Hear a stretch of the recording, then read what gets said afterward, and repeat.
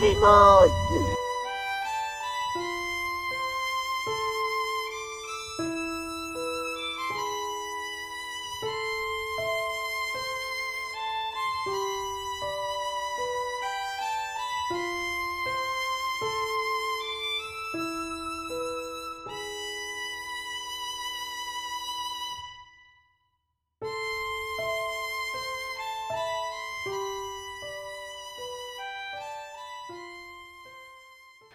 النهاردة هنفتح معاكم ملف قضية هزت الرأي العام، قضية خلت قلوب ناس كتير قوي تبكي وخلتنا نسأل كتير. هو ازاي ممكن البراءة تتحول لجريمة؟ وازاي ممكن الإهمال يقضي على حياة طفل بريء؟ هنتكلم النهاردة عن قصة الطفل أدهم حلمي اللي بدل ما يكون بيلعب وبيحلم بمستقبله بقى ضحية لعبة عيال اتحولت لمأساة وضريبة إهمال قضت على حياته.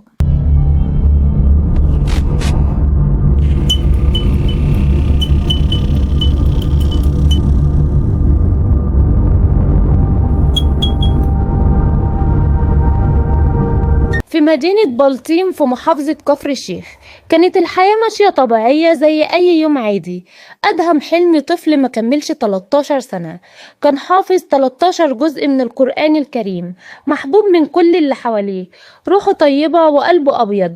كان لما بياخد مصروفه كان بيشتري بيه حاجات حلوة ويوزعها على أصحابه. دي كانت شخصية أدهم اللي كل الناس تعرفها وبتحبها لحد يوم 27 إبريل 2025، اليوم اللي اتغيرت فيه حياة أسرة كلها واتهزت فيه مدينة بالكامل. وانا بطلب بستحق ابني يجيني عشان انا بقول حسبي الله ونعم الوكيل في اللي عملوا كده. اليوم ده كان فيه عزا في المنطقة، أغلب الرجالة والستات اللي في البلد كانوا متجمعين في بيت أهل المتوفي عشان يواسوهم. وسط الأجواء الحزينة دي دخلت بنت تجري بسرعة ووشها مخطوف بتطلب من أمها إنها تديها مفتاح البيت. الأم اللي كانت وسط الحضور حاولت تفهم إيه اللي بيحصل، بس البنت مردتش، خدت المفتاح وشدت أمها وخرجوا بسرعة من العزا.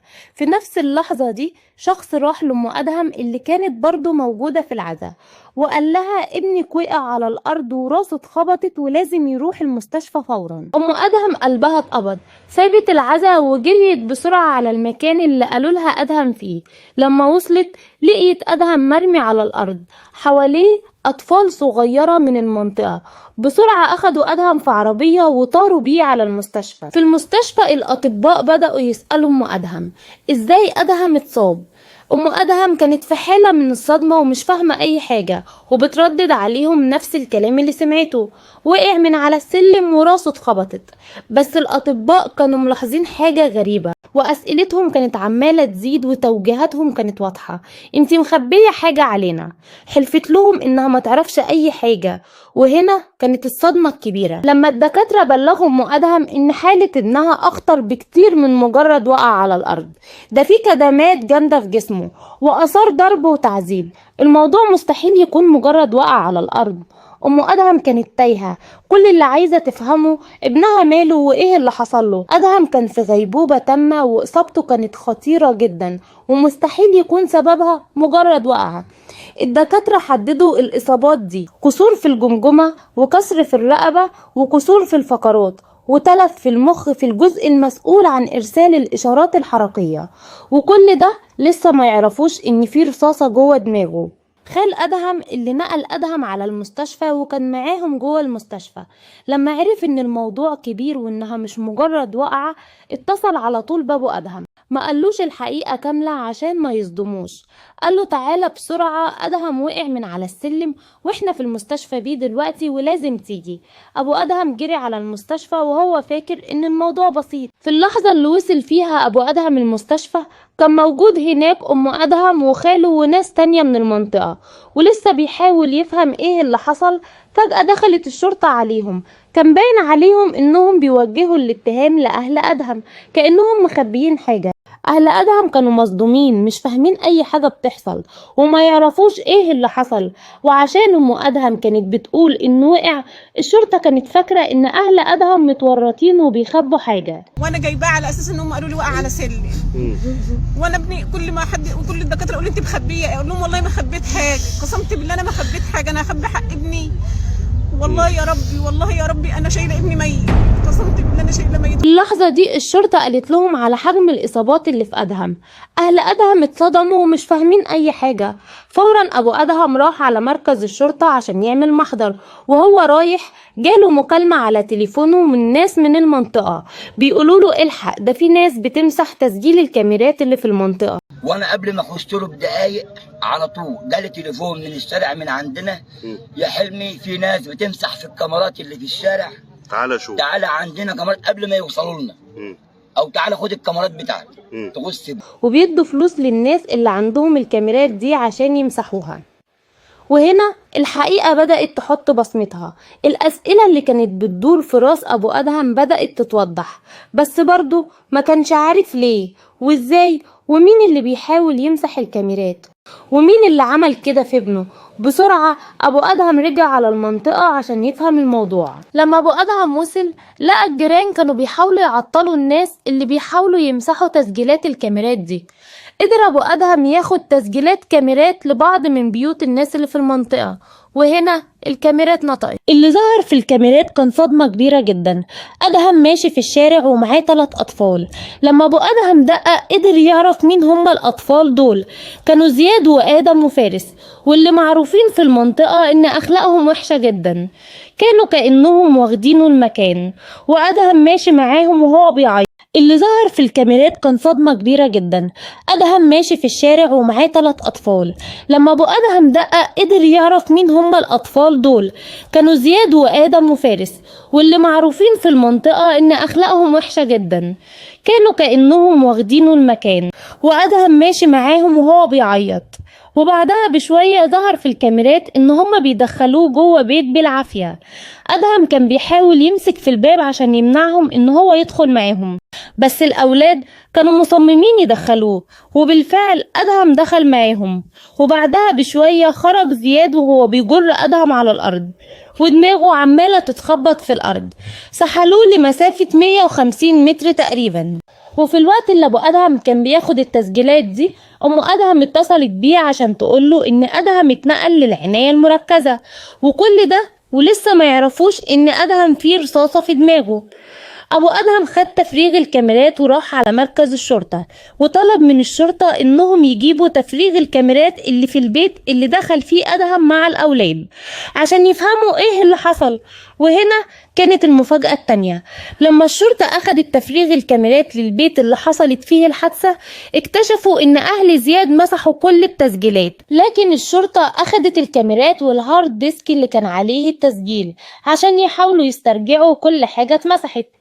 التحقيقات والاستجوابات بدأت، وابو زياد وام زياد اكدوا ان هما ما كانوش جوه البيت في الوقت ده، وانهم كانوا موجودين في العزاء اللي كان في المنطقة. وبالفعل الجيران شهدوا ان ابو زياد وام زياد كانوا فعلا في العزاء، وان البيت كان فاضي تماما. لكن واحدة من الجيران شهدت انها شافت ام زياد واخته وهما بيمسحوا اثار الدم من على الارض، وده فعلا اللي ظهر في الكاميرات لما الشرطة استرجعتها.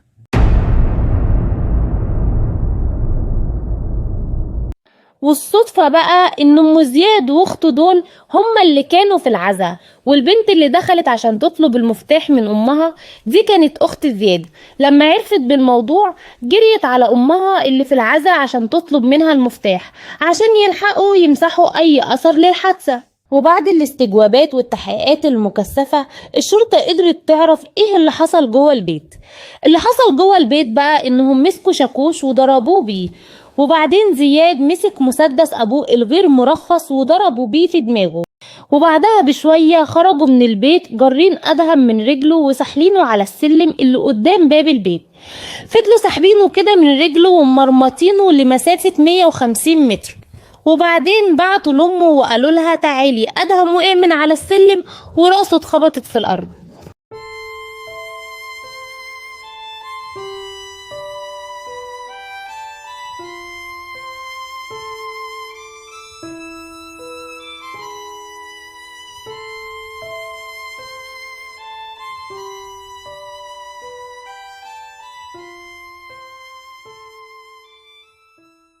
الأجهزة الأمنية في كفر الشيخ كثفت تحقيقاتها في الواقعة. النيابة العامة خلصت تحقيقاتها بعد ما جالها تقرير الطب الشرعي واللي كشف عن وجود جسم معدني في مؤخرة راس الطفل يشتبه انه رصاصة. تحريات المباحث كشفت ان الطلقة طلعت من سلاح ناري غير مرخص بتاع ابو زياد، واحد من الاطفال الثلاثة المتهمين. وزارة الداخلية طلعت بيان اكدت فيه عن تلقي مركز شرطة برولوس بلاغ بتاريخ 27 ابريل الماضي بوصول طفل 12 سنة مصاب بجروح وكدمات كتير جدا في جسمه. اتهموا ابو زياد والاطفال الثلاثة بالاعتداء على الطفل بالضرب. المتهمين اعترفوا خلال التحقيقات ان هم كانوا في البيت لوحدهم، وان اهل زياد ما كانوش موجودين خالص في البيت، وان واحد منهم جاب الطبنجة بتاعت ابوه الغير مرخصة اللي هو ابو زياد وهم بيلعبوا بيها، خرجت طلقة بالغلط وجت في ادهم، وبعد كده سحبوه وخرجوا بيه من البيت عشان يلحقوا ينقذوه. الشرطة قدرت تمسك ابو زياد صاحب السلاح الغير مرخص والمستخدم في الجريمة. اعترف ابو زياد ان السلاح ده بتاعه، بس انكر ان هو كان يعرف بالحادثة. النيابة العامة بعد تفريغ كاميرات المراقبة وسماع الشهود قرروا يحطوا الأطفال الثلاثة المتهمين في دار الرعاية لمدة 7 أيام لتقييم سلوكهم، وكمان أمروا بحبس أبو زياد صاحب السلاح الناري الغير مرخص لمدة 4 أيام على ذمة التحقيقات، وبعد كده اتجددوا لمدة 15 يوم. آخر حاجة حصلت في القضية دي انه تم تأجيل الجلسة ليوم 20 يوليو اللي جاي، وده عشان يدوا فرصة للمحاميين انهم يطلعوا على كل المستندات ويتبادلوا المذكرات القانونية ويعملوا المراجعة القانونية المطلوبة. وطبعا في الوقت ده ال3 أطفال المتهمين لسه محبوسين على ذمة القضية. أبو أدهم اللي قلبه مكسور على ابنه لسه بيطالب العدالة وبيرفض أي تهاون في حق ابنه، بيتكلم بكل حرقة وبيقول الفيديوهات كشفت كل حاجة، ابني اتسحل مسافة 150 متر في التراب، ده مش إنقاذ، ده تعذيب. ازاي الأطفال اللي عملوا كده يعيشوا وياكلوا ويشربوا عادي، وابننا أمه اتدمرت عليه خلاص وأنا اتكسرت بعده. أسرة أدهم وكل المتضامنين معاهم بيوجهوا نداء لكل مسؤول، بيطلبوا بحق أدهم اللي مات ظلم عشان ما يبقاش فيه ضحايا تاني. النيابة لسه بتستكمل تحقيقاتها المكثفة، وهي مصممة تاخد كل الإجراءات القانونية اللازمة عشان تضمن تحقيق العدالة الكاملة في قضية أدهم. أدهم مات بس مش بسبب رصاصة، أدهم مات من الخوف، من السحل، ومن الوجع. أدهم مات من تربية ما كانتش تربية، ومن أهل شافوا الغلط وسكتوا، ومن أطفال اتعلموا القسوة بدل الرحمة. اتسحل 150 متر ودمه كان بيتسرسب على الأرض، وكأن الأرض بتكتب شهادة موته. 10 أيام في العناية المركزة، أهله مستنيين يفتح عينه، بس الحقيقة كانت أسبق، والرصاصة سبقت الدموع. سلاح سايبينه في البيت وعيال بتلعب بيه كأنه لعبة. مين المسؤول؟ ال3 اللي ضربوه، ولا الأب والأم اللي سايبين مسدس في البيت للعيال تلعب بيه؟ أدهم مات لكن القهر عايش جوانا، والقانون كده كده هياخد حق أدهم، مش عشان أدهم بس، لأ، عشان كل طفل جاي ما يكونش ضحية جديدة. متابعين ربنا في كل مكان، متابعين في مصر، يوم انهيار عائلات أسرة أدهم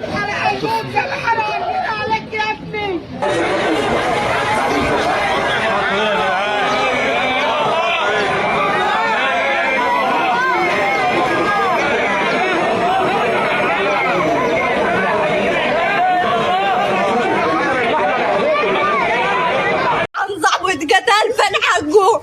حق ادهم فين؟ يتقتل ليه؟ يتقتل ليه؟ يتلموا عليه ليه؟ يتكتروا عليه ليه يعني؟ ولا جزت عشان امه مش ممشيه بماته يبقى حقه يروح يعني؟ يمكن الحاجه الوحيده اللي تبرد قلوبنا عايزين حق ابننا. يا رب خلص حقه، يا رب خلص حقه، يا رب. حسبنا الله ونعم الوكيل، حسبنا الله ونعم الوكيل، يا رب خلص حقه يا رب. يا رب وهقول حقي، انا مستنياه من ربنا، ان ما جاليش على الدنيا انا مستنياه من ربنا، انا مستنيه حقي يا رب منك انت. انا عايزه عداله السماء هي اللي تكون تجيب لي حق ادهم.